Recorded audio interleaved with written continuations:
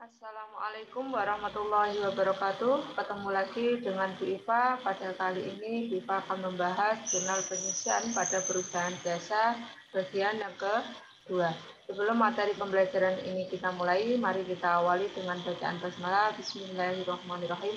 Semoga pembelajaran kali ini berjalan dengan lancar dan kalian dalam keadaan sehat selalu dan tetap dalam lindungan Allah Subhanahu wa taala.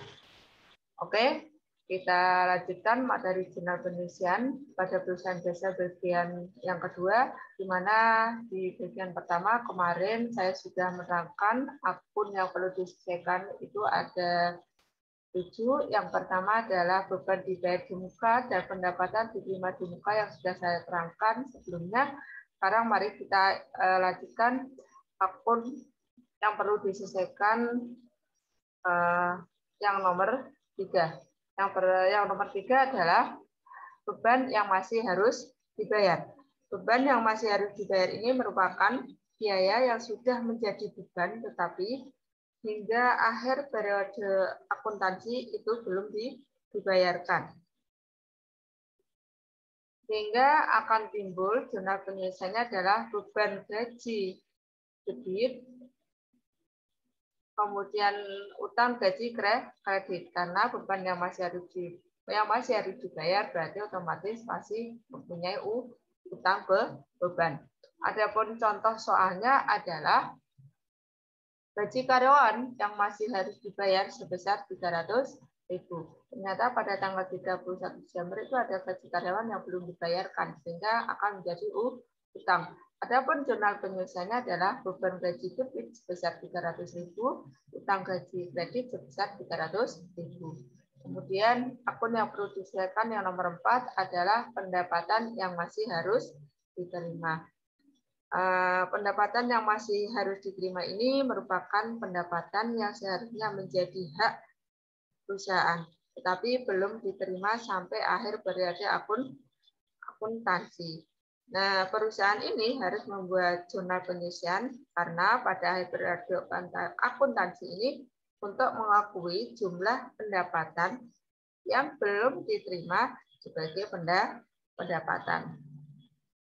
Adapun jurnal penyelesaiannya adalah piutang, entah itu piutang sewa, entah itu piutang apapun yang di mana pendapatan masih harus diterima itu akan menimbulkan piutang debit, kemudian kreditnya adalah sewa diterima di muka atau bunga diterima di muka atau apa.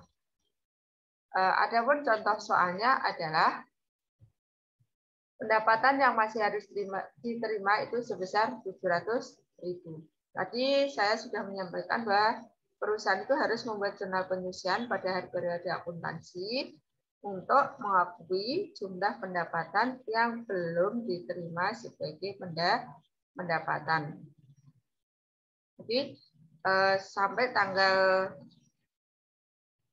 30 Desember ini ada pendapatan yang belum diterima, sehingga perlu namanya penyelesaian. Adapun jurnal penyelesaiannya adalah piutang usaha debit sebesar 700.000, kemudian pendapatan sebesar 700.000 kredit.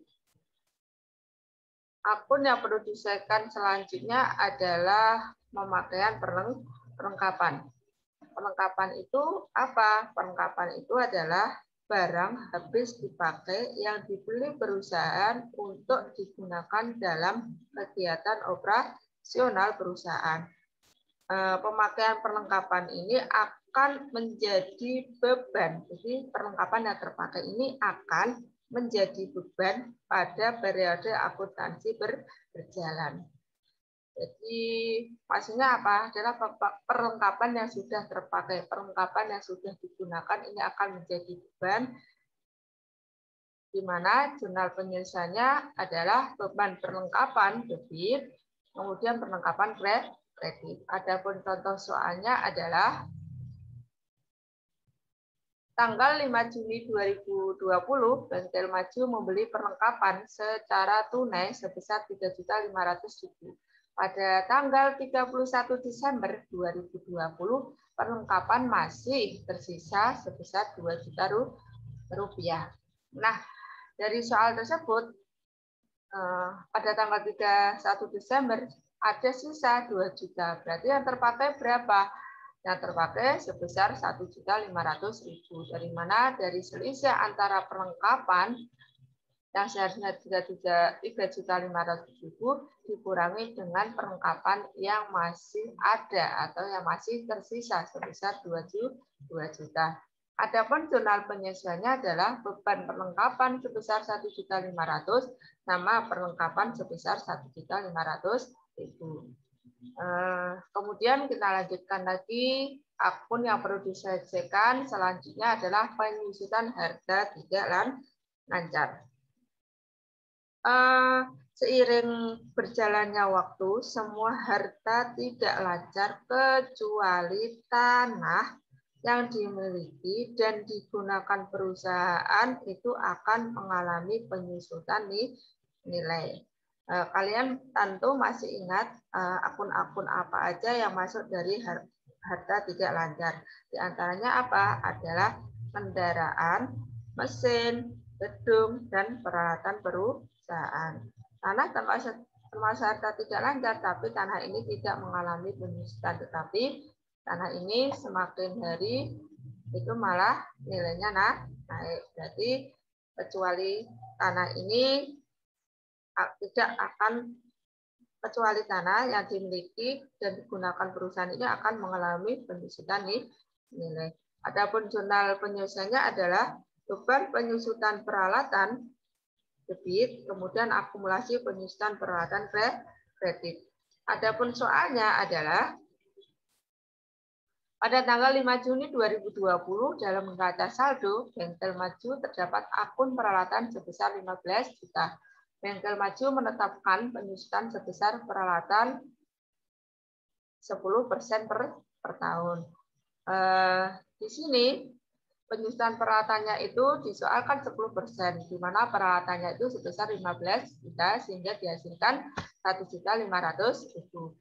Dan jurnal penyusutannya adalah beban penyusutan peralatan sebesar 1.500.000 debit, akumulasi penyusutan peralatan sebesar 1.500.000 kredit.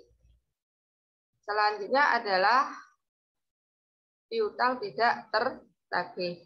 Yang dimaksud dengan piutang tidak tertagih itu adalah risiko yang diterima perusahaan akibat tidak tertagihnya piutang usaha karena pelanggan tidak melakukan pembayaran. Adapun jurnal penyusutannya adalah kerugian utang debit, kemudian cadangan kerugian utang kredit. Adapun soalnya adalah Bengkel Maju menetapkan sebagai piutang tidak tertagih sebesar 3% dari piutang usaha sebesar 3.500.000. Sehingga piutang yang tidak tertagih itu berapa? Yaitu 3% dari 3.500.000 sebesar 105.000 rupiah. Sehingga guna penyusunan piutang tidak tertagih itu adalah kerugian piutang debit sebesar 105.000 dan cadangan kerugian piutang sebesar 155.000. Oke, itulah pembahasan tentang akun-akun yang perlu disesuaikan dalam jurnal penyusutan. Sebelum saya akhiri, silahkan like, komen, share, dan subscribe. Jangan lupa untuk selalu menanti video pembelajaran saya. Saya akhiri dengan ucapan Alhamdulillahirrabbilalamin. Wassalamualaikum warahmatullahi wabarakatuh.